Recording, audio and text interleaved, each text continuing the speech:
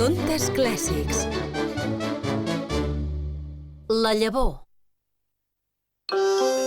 Temps era temps, hi havia un noi a la Xina que li encantaven les flors.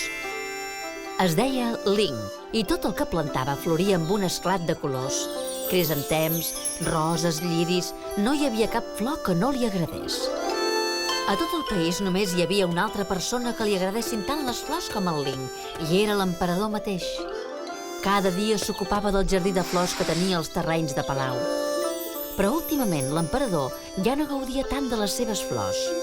Era conscient que s'estava fent gran i no tenia cap hereu, i el preocupava molt qui el substituiria al tron.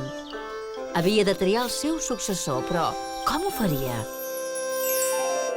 Un matí, mentre passejava pel seu jardí de flors, se li va acudir un pla. Va fer una crida als nens del país perquè vinguessin a veure-la al gran saló, on els donaria la llavor d'una flor especial. En sentir la notícia, els nens de tota la Xina van acudir en massa a palau per recollir les llavors. El Ling també hi era.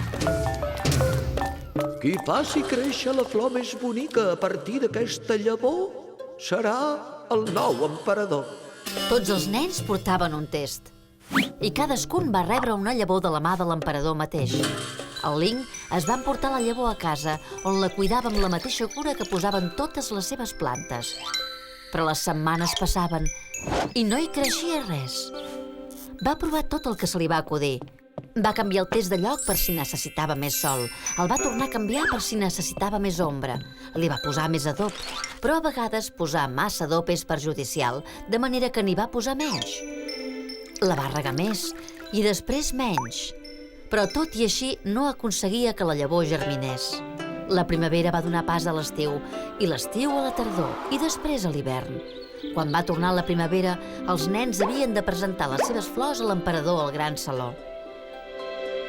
El Ling se sentia avergonyit, havia fracassat i no volia portar-li el test buit a l'emperador, però els seus pares el van consolar.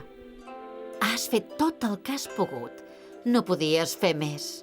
Li has de portar el test a l'emperador, Ling, i demostrar-li que com a mínim ho has intentat. La veritat és aquesta, i mai t'hauries d'avergonyir de la veritat. El Ling sabia que els seus pares tenien raó, i tot i que estava molt decebut, va dur el test buit a palau.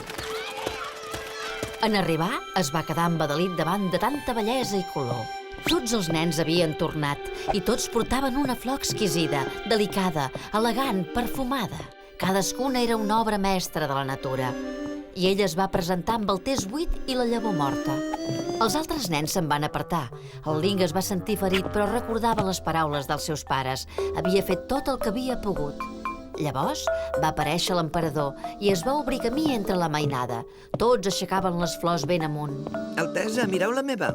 No, mireu! La meva és més maca. Majestat, la meva flor és la millor de totes. L'emperador es sentia satisfet, però seguia caminant i no s'aturava a mirar de prop cap flor. El Ling va pensar que l'emperador era difícil de complaure si no se sentia tret per cap d'aquelles flors tan esplèndides. Aleshores, l'emperador va veure el Ling i el seu test buit. Es va aturar i se'l va quedar mirant. El noi va tragar saliva. Com et dius, noi? Ell va respondre amb veu molt baixa que es deia Ling. L'emperador es va fixar en el seu test buit que duia a les mans. Per què no tens cap flor, Ling? Senyor, he fracassat. He cuidat la llavor tan bé com és sabut, però la llavor no ha germinat. No tinc cap flor per vos. Perdoneu-me. I de sobte, a l'emperador se li va il·luminar la cara amb un somriure. Ling, tu ets l'únic nen que mereix ser emperador de tota la Xina. Llavors es va girar cap als nens que el miraven astorats. A tots vosaltres us vaig donar una llavor, però eren llavors bullides. No podien germinar. Era impossible. I quan ho vau descobrir, vau fer servir una llavor que no era la que jo us havia donat. El Ling és l'únic que ha tingut el coratge i la franquesa de tornar aquí amb la llavor que no germinava. Serà ell qui es converteixi en el nou emperador. I així va ser com el Ling va esdevenir emperador de la Xina, i un emperador molt bo, per cert. Per tot el seu imperi, milions de flors van florir en celebració del seu coratge i el seu amor a la veritat.